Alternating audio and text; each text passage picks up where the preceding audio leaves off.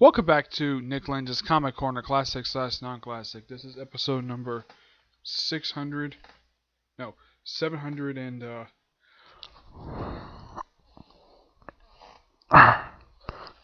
let's see. Oh yeah, 700 and I think it's 46. Just want to be sure about that. I don't think it's 46. No, it's more like 44. 744 and Doubleshot number 648. Two Ultimate X-Men trades. First up, it's the finale for Mark Millar's run. Yes, I know for a fact it is. I looked it up.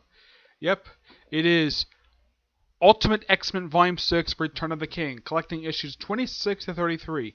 Yep, it's the finale for his run.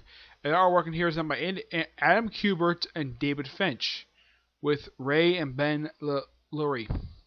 Simply put, yeah, for the finale for his run, this is fantastic.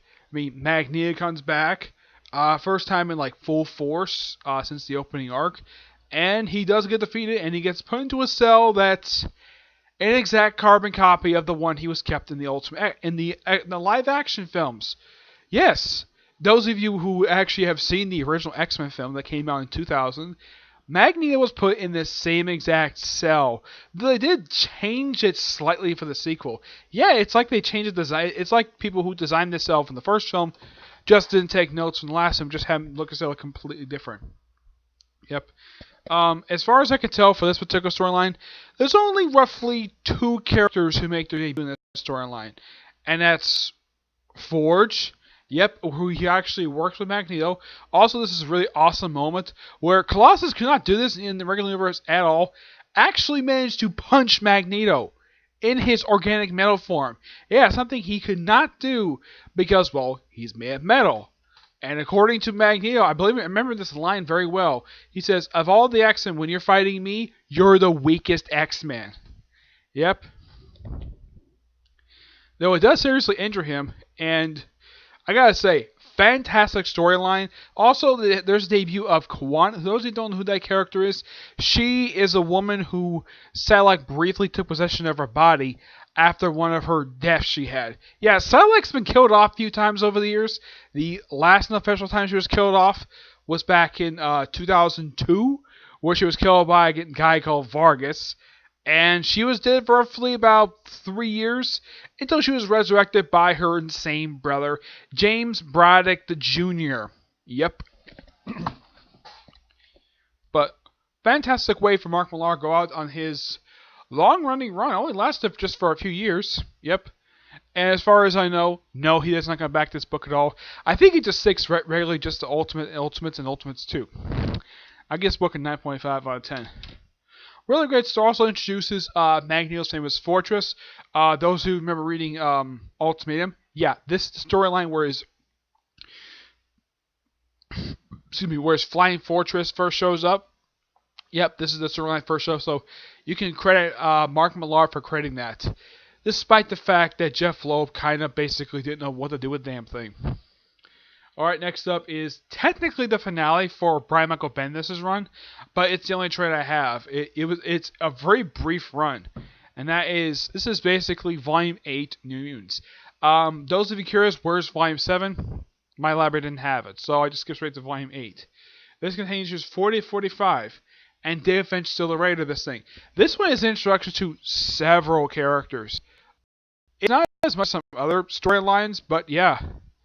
Yeah, this is the first appearances of, in this storyline, Angel, Dazzler, Havoc, Emma Frost, and Karma. In the case of all these characters, a lot of people have heard of them, except for Karma. Karma is technically a character who's created by Chris Claremont as part of the original New Mutants that made their debut back in the 1980s. She's technically a telepath, but here's something unique about her. She's one of the very few X-Men who's actually not straight. She's a lesbian. She's one of the very few openly lesbian characters in the Marvel Universe. And unlike in DC, where they gave one lesbian character an ongoing series, aka Batwoman, Karma has never had a series of her own. It was also revealed in Astonishing X-Men that she has a half-sister that she kind of did know about, but the rest of the X-Men didn't know about it at all. Also, her father is a complete jerk. Yeah. And what's Karma's role in all this? Well, she is, how should I put this? she is an agent for S.H.I.E.L.D. She's their psychic agent. Kind of like how in the regular universe, Psylocke kind of filled that role as far as Strike. Strike is referenced in here as being the British arm of S.H.I.E.L.D., while in the regular Marvel universe, in the comic universe anyways, Strike was its own agency. It was technically the British counterpart to S.H.I.E.L.D., though it's since been disbanded and replaced with MI13. Yeah. Dazzler and Angel, I love the fact that they actually make their debut in this particular storyline. In the case of Dazzler, very good modeling update for her, making her a punk rocker. Angel, I guess for some people, it's about time. And those of you curious, though, do the original 5 X-Men actually, in this particular storyline, actually share, like, an actual panel together? No, they don't. Angel does become part of the thing later on. One thing I appreciate about the success by Brian K. Vaughan, he actually bothered to become a part of actual storylines. Yep, you gotta praise him for doing that. But as for Bendis' run, his brief run, for this first part, it's actually pretty good. The title itself is a nod to the actual ongoing series that Marvel has had a few times over the years. The last time, actually, they have a miniseries going right now called, excuse me, New Mutants Dead Souls, led by Matthew Rosenberg, has a new lineup for New Mutants, and they're being financed by Karma. Yep. And, well, of course, the name itself, New Mutants, it makes perfect sense due to the fact we have newer characters. Oh, by the way, Emma Frost's universe is never part of the Hellfire Club. Yeah, that's one thing that's a big change for her. She's not part of the Hellfire Club, and there's no mention if she's a telepath. Also, in her second appearance, yeah, she's basically have her head or basically almost banged against a table in the White House Situation Room. Also, there's this really stupid paranoia in the book where apparently they think telepaths are manipulating the president to have a pro-mutant agenda. I'm like, seriously? Xavier himself would never do that at all. Yeah. But I gotta say, this is actually really good. I'm gonna give this book a 9.5 out of 10. But let me briefly talk about the Mark Millar's run for this particular thing. Yeah.